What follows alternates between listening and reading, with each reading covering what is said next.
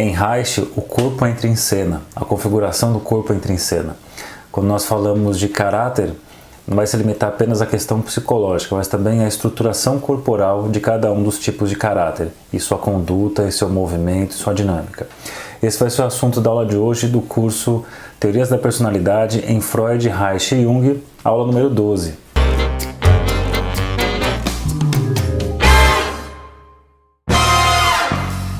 Estamos aqui na aula 12 do curso Teorias da Personalidade e a terceira aula falando de Reich. Foi uma primeira aula fazendo uma localização dentro da psicanálise, contando um pouco da história, falando dos momentos da obra de Reich. E na segunda aula falamos da questão da gênese da couraça, né, o processo de formação da couraça, os desvios diante da inibição e como isso vai configurando o encouraçamento tanto do ponto de vista do ego quanto do ponto de vista muscular. E hoje eu falo alguns tipos de caráter que o Reich vai descrever. Estamos no livro, então, Teorias da Personalidade, em Freud, Reich e Jung. Você já tem aí o PDF, provavelmente. Se você não tem, é só você participar do grupo do Telegram, no Saulo Durso Ferreira Psi, que vai aparecer aqui embaixo. E você pode dizer lá, me inclui no grupo de personalidade, para eu saber qual que é. Eu te coloco lá, você pega o material que já foi enviado até então e você segue estudando com a gente. Então, o nosso estudo vai seguir tanto aqui no livrinho, quanto no resumo que tem aqui, que eu mando para vocês, né? Ó, vou falar algumas coisas. Esse livro aqui, ele vai falar de alguns dos tipos de caráter, descrito por Reich, você vai encontrar outras coisas, mas vale dizer que ele está, basicamente, né, ele se baseia no livro de Reich chamado Análise do Caráter, que aliás é um livro que eu indico fortemente que vocês conheçam. Ah, mas eu não sou reichiano, não tem problema. Ainda que você não trabalhe por aí, eu acho que é interessante ler as contribuições que o Reich traz em termos de formação de caráter. Né? Lembrando que é um raciocínio muito útil na clínica, porque se você pega esse livro, aliás, ele começa falando da questão dos sintomas, ele faz uma retomada ali da psicanálise pela via freudiana, e com uma ideia de supressão de sintomas como objetivo da análise. E na sequência ele fala, porém, mas só a supressão dos sintomas, a eliminação dos sintomas não dá conta de toda a análise, porque tem uma outra coisa que é necessário ser feita, que tem a ver com a análise do caráter. Lembrando da primeira aula, só para a gente localizar aqui, quando nós falamos de sintoma, é algo egodistônico, uma coisa que está em distonia, que é estranho à própria pessoa, estranho ao próprio ego. Então, normalmente, né, é por aí que a pessoa chega na clínica e, como é um negócio estranho a ela, quer se livrar disso. Então, ela está mobilizada, ela está, de alguma forma, motivada a se livrar dessas questões que são estranhas. Quando você fala do caráter, como é algo egocintônico, a pessoa sente como sendo ela mesma, né? Então, mas eu sempre fui assim, eu sou assim, ponto final. E o Reich vai mostrar que mesmo naquela coisa que você acha que é tão você, tão natural em você, na verdade é uma atitude defensiva. Então, isso é muito importante porque quando você pensa em termos de clínica, você pode até trabalhar a eliminação dos sintomas, mas e a continuidade, a questão da análise do caráter, né? Ou também você pode pensar o contrário, né? De pensar, para começar de fato a chegar na questão do sintoma, eu preciso primeiro analisar o caráter. Independente disso, o caráter é uma coisa central dentro da teoria reichiana e da clínica reichiana, e independente de você ser reichiano ou não, acho que entender a constituição do caráter, a configuração, a dinâmica, ajuda demais na clínica. Então, os tipos que eu vou trazer aqui são os tipos que você vai encontrar no livro Análise do Caráter, e nesse livrinho ele traz alguns, que vai ser o caráter histérico, o caráter compulsivo, o caráter fálico narcisista e o caráter masoquista, que vai ser um capítulo à parte, porque nesse livro pede para fazer um capítulo à parte, eu acho que é interessante, que vai trazer inclusive uma discussão que para o nosso curso aqui, pensando na totalidade, no diálogo com Freud, por exemplo, como o Reich ele vai criticar o modelo de pulsão de morte, ele vai ter uma outra visão com relação ao movimento masoquista. Eu acho que vale a pena então uma aula específica para isso, assim como o livro indica. Então no livro, na página 84, ele vai trazer em seu livro Análise do Caráter, Reich descreve alguns tipos de caráter, baseado em Freud e outros psicanalistas como Karl Abraham. Então vale muito a pena também o livro do Karl Abraham sobre os tipos de caráter, né, uma contribuição muito significativa, e aí vem a forma como Reich vai pensar a questão. Na página 85 começa efetivamente o primeiro caráter que ele vai trazer, mas antes de chegar nisso, não se esqueçam que eu falei na última aula, se você seguiu o resuminho, eu coloquei assim, né, ó, vamos começar a pensar a história da seguinte maneira. Nós temos o caráter neurótico e o caráter genital. Quando eu falo do caráter genital, é esse caráter o mais saudável que o Reich considera, um caráter flexível, um caráter adaptativo, que funciona a partir do princípio do prazer. Então, que situações de prazer a couraça relaxa e se expande, possibilitando uma relação prazerosa com o objeto, com o outro. E então por isso ele tem essa característica mais flexível de adaptação. Quando você fala do caráter neurótico, é aquele caráter rígido, é aquele caráter que tem certa rigidez crônica, e mesmo em situações que poderia ser algo prazeroso, a estruturação do caráter não relaxa, impossibilitando experiências prazerosas, então limitando sempre a um desprazer, um certo desprazer. E isso vai ser, nós vamos caminhar, né, numa das aulas, nós vamos falar sobre a função do orgasmo, a estrutura do orgasmo, e o quanto o Reich ele considera como é fundamental que a questão do orgasmo esteja associada à ideia de sublimação. Porque se eu tenho só a sublimação, ele até fala isso, eu falei numa das aulas, a sublimação, quando mal compreendida, ela pode ser um problema, na verdade, porque ela tem que dar conta de uma energia, de uma quantidade de energia muito grande que seria impossível através da sublimação. E aí o Reich vai dizer que por conta disso, quando existe a descarga orgástica associada à sublimação, as experiências, mesmo sublimadas, são sempre desprazerosas, o trabalho é sempre um fardo, né? As coisas que são feitas como desvio da meta pulsional sexual, elas continuam sendo desprazerosas. Quando está associado à ideia da descarga orgástica, aí eu tenho então situações sublimadas prazerosas, que isso vai caracterizar o caráter genital. Quando eu falo dessa impossibilidade, o caráter neurótico, essa impotência orgástica, essa toda dificuldade com a questão orgástica, e a sublimação acaba sendo sobrecarregada de energia e as experiências sublimadas não são prazerosas como deveriam. E aí, de fato, a hora que o trabalho é um fardo diferente do caráter genital, que o trabalho é mais uma atividade prazerosa para ser feita, tá? Então, pegando aqui no resuminho, coloquei para vocês. Então, o caráter genital mais flexível, pelo princípio do prazer, você tem lá a sublimação mais o orgasmo, e o caráter neurótico mais rígido, você tem lá a sublimação, coloquei uma interrogação, mas a sublimação, porém, o orgasmo que fez um xizinho vermelho, ele é impossível aqui de acontecer, ou ele é muito reduzido. Vamos entender isso um pouco na prática. Aí o primeiro tipo de caráter que vai ser trazido no livro é o caráter histérico. E tem assim algumas descrições. Sua fonte de energia é o próprio impulso genital e não formações reativas pré-genitais. Lembrando na estruturação que a gente falou na semana passada, que nós falamos na última aula, na formação da couraça, sempre eu tenho ali a energia tentando se ligar a uma ideia, aí eu tenho uma inibição, aí uma parte dessa energia é usada contra ela mesma, né? Através da formação reativa, impedindo essa movimentação, mas uma parte escapa, continua essa energia, se tiver uma outra inibição, aparece aqui um outro desvio, então tem uma formação reativa da energia contra ela mesma. Lembrando que formação reativa é justamente o sentido inverso do impulso original. Então, se a coisa vinha para cá, eu vou ter um contra-investimento para cá. Tá? Por isso que eu até falei isso numa aula lá atrás sobre mecanismos de defesa, daquelas pessoas que usam a formação reativa, então numa situação de hostilidade, acaba indo para o extremo oposto, acaba sendo que a pessoa é muito gentil, muito amável, né, de forma caricatural. O esforço que ela faz para falar o contrário do que, na verdade, os seus impulsos levariam ela a fazer. Né? Então, existe toda uma movimentação, uma forçação para fazer o oposto do que é o impulso original. Então, aí coloca assim, nesse caso do caráter histérico, não é através da formação reativa, principalmente. A sua fonte de energia é o próprio impulso genital. Então, a coisa estava quase dando certo aqui, só que tem um probleminha. O desejo do incesto torna-se a grande ameaça geradora de intensidade. Certo? Então, o que está dizendo aqui? Você tem uma movimentação, né, de um impulso que é genital, não é pré-genital, como no raciocínio que apareceu, por exemplo, no compulsivo, mas tudo estava indo certo, porém, o cenário que se forma diante de uma situação de excitação, né, leva a uma ansiedade, porque isso joga automaticamente a um cenário incestuoso. Então, imagine assim, tá tudo bem, aí tem uma relação de sedução por parte do histérico e histérica, aí a outra pessoa se interessa, mas quando começou essa engrenagem, né, começou essa movimentação, esse interesse, automaticamente é como se fosse um portal que levasse a pessoa para a cena edípica incestuosa. Aí não rola, né? Então imagina assim que na hora H, vou falar de forma caricatural, ok?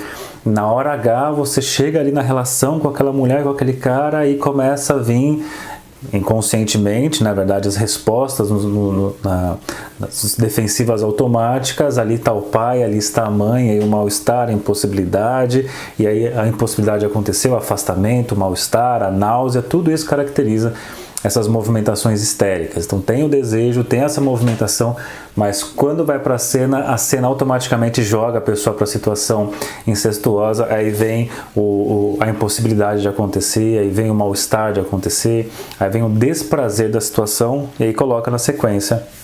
Então aqui, ó, é a própria energia genital que assumirá a função de defesa contra a angústia genital. E coloquei aqui, principal característica, eu coloquei na página 86. Vamos pegar algumas coisas aqui e ver o que aparece. Na 86, olha o que fala. Ó. Por isso mesmo, a principal característica do histérico é a sua conduta sexual evidente. Nas mulheres, o andar, o falar, o olhar são sexualmente provocantes. Nos homens, além disso, além de provocantes, notam-se o comportamento e expressão facial femininos, o maneirismo cortês e doce. O histérico é facilmente excitável sexualmente. Então é aquela pessoa que tudo tem uma conotação sexual. Sempre é muito sexual com as outras pessoas, nas relações. Sempre tem alguma coisa, um fundo sexual nas relações, né, na forma de falar, na forma de agir, na forma de conduzir. Geralmente essa pessoa chega em vários lugares, em cada lugar que vai tem alguma pessoa encantada por ela, encantado por ela, porque tem algo ali que ela sempre deixa, né? Aquela coisa de falar e deixa um toque final no corpo da pessoa, faz aquela coisa assim, então tá bom, e quando tira a mão dá aquela sensação de uau, o que é isso, né?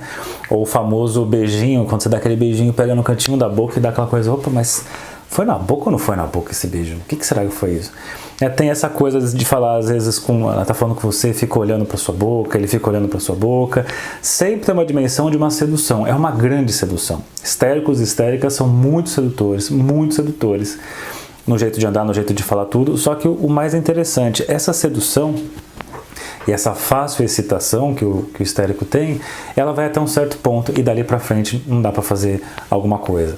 E o Reich vai dizer que essa sedução toda é, na verdade, um artifício para descobrir de onde vem o ataque sexual do outro. Então, olha que interessante. Imagina que eu chego próximo de uma pessoa, e eu sou sempre a pessoa que sexualiza tudo. E claro, a minha grande ansiedade tem a ver com o sexual, que é o lugar da histeria. Muitas vezes esse corpo projetado para trás, nessa região pélvica, empinadinho atrás, por exemplo, eu não vou enxergar como empinado para trás, eu vou enxergar como, na verdade, o puxado da frente, o refreado da frente como forma de proteção da região genital. Então você tem ali esse movimento todo sedutor, mas na verdade, quando o outro passa a desejar, soa como uma ameaça de incesto. Então a sedução, na verdade, é como se fosse para antecipar de onde virá a sedução do outro. Quando você pensa nessa sedução, é uma forma de seduzir, aí o outro responde a isso, quando o outro responde, o sujeito histérico pula fora. Porque na verdade ele está se protegendo do impulso sexual. Tem essa coisa constante do impulso sexual, mas ao mesmo tempo a questão do mal-estar, porque é incestuoso, a cena incestuosa. Então imagine assim, eu chego num lugar, provoco uma pessoa de forma sedutora, quando a pessoa responde, é a hora que eu pulo fora, mas mantenho ali uma certa distância para continuar promovendo essa sedução, né? Lembrando isso, até já falei numa das aulas de girar os vários pratos, para sempre o outro estar desejando de alguma forma. Então, de onde o outro deseja, de onde o outro fala, de onde o outro atua, eu posso então, é disso que eu tenho que me proteger dessa pessoa. Aí chega num outro, seduz, e quando o outro se posiciona, é daqui que eu tenho que proteger da outra pessoa. Então é uma sedução constante, não para realizar, mas uma sedução constante para saber qual que é o limite e onde eu tenho que manter todo mundo me desejando, mas sem ultrapassar certa barreira, porque ultrapassar certa barreira seria cair na dimensão incestuosa, que é justamente esse lugar que na histeria, é justamente desse lugar incestuoso que o histérico e histérica está fugindo. Então, seduz como forma de proteção, como forma de defesa, e não como forma de que realmente algo vai acontecer dali para frente. Aí eu até coloquei para vocês uma sequência, vocês olharem aqui no... Vamos ver se dá para enxergar aqui, né? Então, temos o seguinte, conduta sexual evidente, até coloquei a pelvis projetada para trás, né? A região pélvica projetada para trás, que é uma forma de mostrar até a proteção com relação a essa região. Aí tem causar a excitação do outro. E quando o outro mostra seu interesse, começa a subir a ansiedade. Então até coloquei em roxo embaixo, faz tudo isso para saber de onde vem o ataque sexual do outro. Então apesar de não ser um ataque sexual, é sentido como ataque sexual, então por isso se protege. Tanto que uma das características do caráter histérico é sempre apreensivo, sempre ali naquela situação tensa de a qualquer momento precisar fugir, seduz para poder fugir na sequência.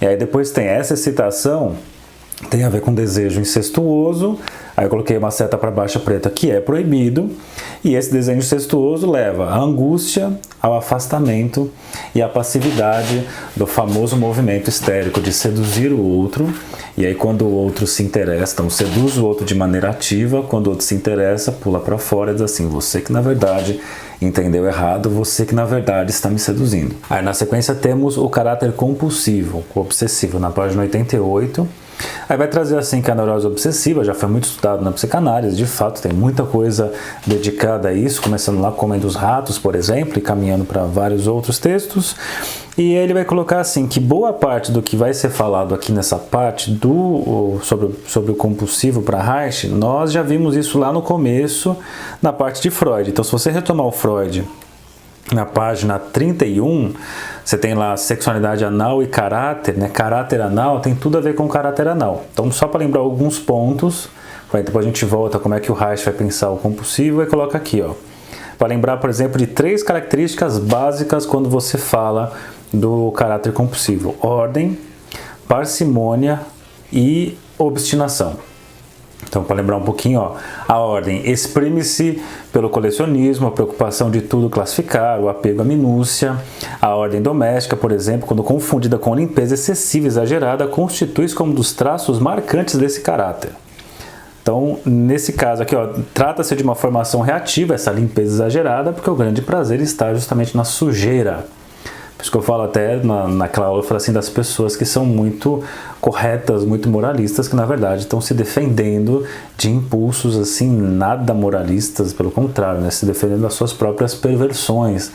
Outras pessoas que são super, super corretas e éticas caricaturalmente como forma de se defender da sua própria perversão.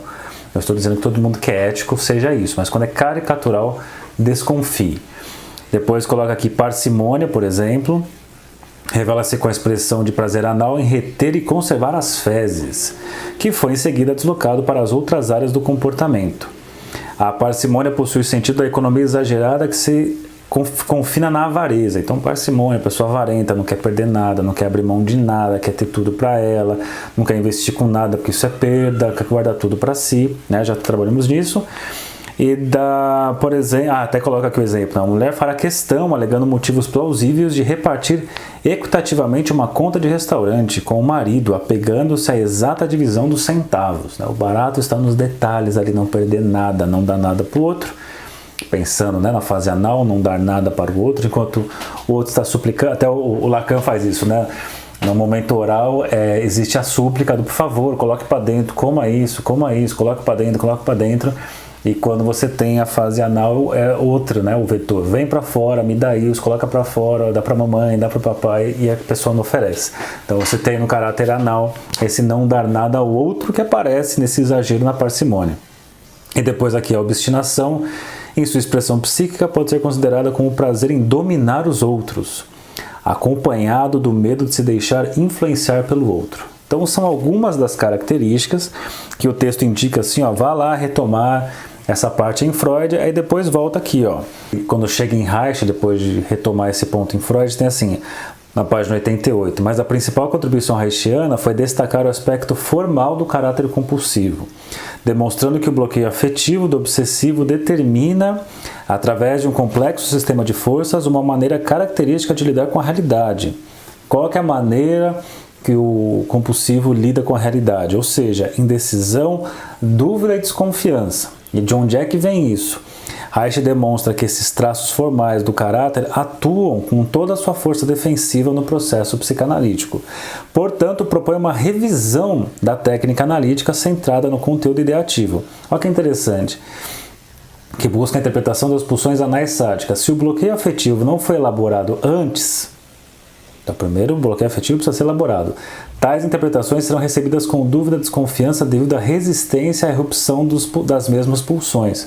Lembra que eu falei no começo do vídeo da análise do caráter, da questão dos sintomas, né, de que não vale, você não consegue, por exemplo, começar a fazer essa supressão de sintomas sem antes fazer uma análise do caráter. Por quê? Como tem o bloqueio afetivo, qualquer tipo de intervenção feita pelo analista vai ser interpretada como dúvida. Então, primeiro, tirar esse bloqueio afetivo para então, de fato, as intervenções terem a sua funcionalidade como devem ter. Ou simplesmente, aí uma característica até mais fácil de você enxergar, serão admitidos em seu aspecto lógico, mas completamente desligada dos afetos correspondentes pelo mecanismo de isolamento. Lembra da aula lá de Freud, defesas, dissociação, pensamento e emoção, determinado pelo bloqueio afetivo. A esse processo, Reich denomina resistência caracterológica à terapia. Em termos de atitude corporal, temos aqui músculos cronicamente rígidos e hipertônicos. A pessoa que é aquela rocha como pessoa, em especial os músculos da pelvis, assoalho pélvico, ombros e rosto. Dureza na fisionomia, parece que usa uma máscara rígida ali, aquela máscara sem expressão, aquele corpo sem expressão, aquele corpo duro.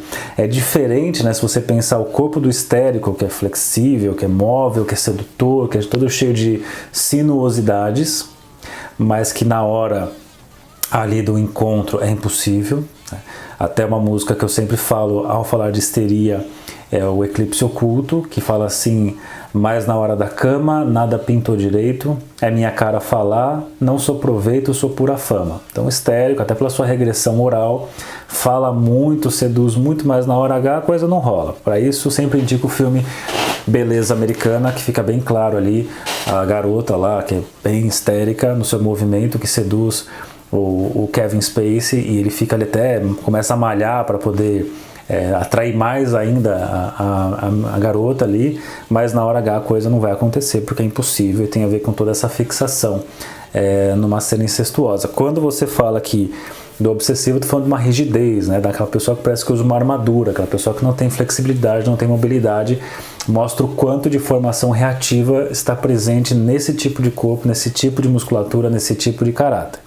E aí, na sequência, para finalizar o assunto de hoje, nós temos o fálico narcisista, né? Todos esses nós já falamos em outras aulas, mas aqui de uma forma um pouco, talvez com um complemento, falando mais da questão corporal junto. Tem aqui, este indivíduo entra na fase fálica, no entanto, não regride ao oral ou ao anal, como fez ali o histérico, que regride ao oral, o obsessivo, compulsivo, que regride ao anal. O fálico narcisista não tem essa regressão. O fálico narcisista utiliza-se de defesas fálico-sádicas. Então isso vai até chegar na ideia de exercer, causar o sofrimento no outro via falo, né, contra a regressão à analidade passiva. Então ele fica intermediário. Você tem aqui, compulsivo, até mostrar para vocês no esqueminha que eu fiz da aula. Você tem aqui embaixo, vamos ver aqui, você tem aqui compulsivo, de um lado compulsivo, aqui o histérico e o fálico narcisista no meio disso, né? Você tem justamente uma evitação de uma regressão, e aí na sequência temos algumas características do fálico narcisista.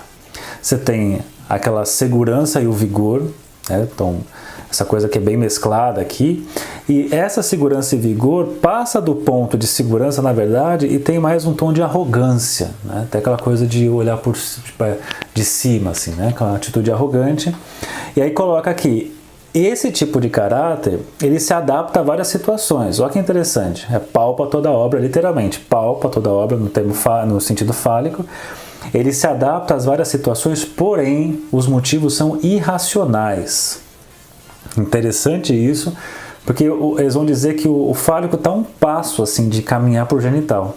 Está um passo de dar tudo certo e chegar numa coisa mais saudável, porém é tomado sempre nesse nível da competição, de ser o melhor, né, de humilhar o outro, de ser superior ao outro. Então, em termos de atitude adaptativa, rola, mas a intenção que está por trás que não rola.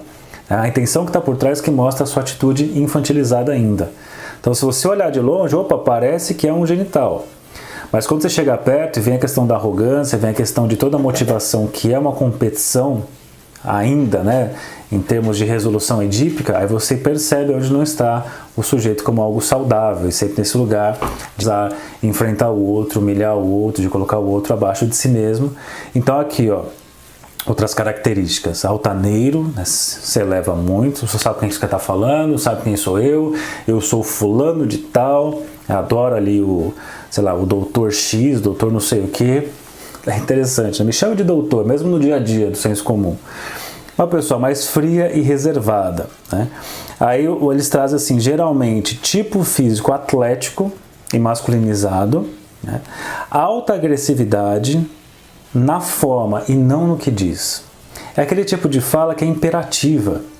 Não é tanto no conteúdo, não é aquela coisa que nós vimos lá numa aula sobre caráter oral, que você tem o oral canibálico, que fala coisas que destroem o outro, né? Por conta do amor pelo outro, eu preciso destruir o outro com as palavras. E esse não destrói com as palavras, mas com a forma de falar, a forma imperativa de falar, a forma de, entre aspas, enfiar a goela abaixo do outro o seu grande e poderoso falo. Aí tem aqui, ó, atitude provocativa, sardônica, né? Sarcástico. E por que fazem isso? Antecipam ao ataque, atacando antes. Lembrando, fálico narcisista, fálico, fase fálica, falo é a coisa mais valorizada, falo é a parte central do sujeito, nesses casos aqui que a gente está falando, é o seu, entre aspas, órgão mais precioso, apesar do falo não existir, nessa hora existe essa identificação do falo pênis, né, essa equivalência. Então é a coisa mais importante que eu tenho. Então imagine lá que você tem um super carro incrível de muitos milhões de reais, que por um lado você exibe para todo mundo, mas por outro lado, e o medo de alguém chegar perto, cair uma pedrinha nele e quebrar. Então, por um lado, é esse instrumento de exibição e ao mesmo tempo é o ponto mais frágil da pessoa.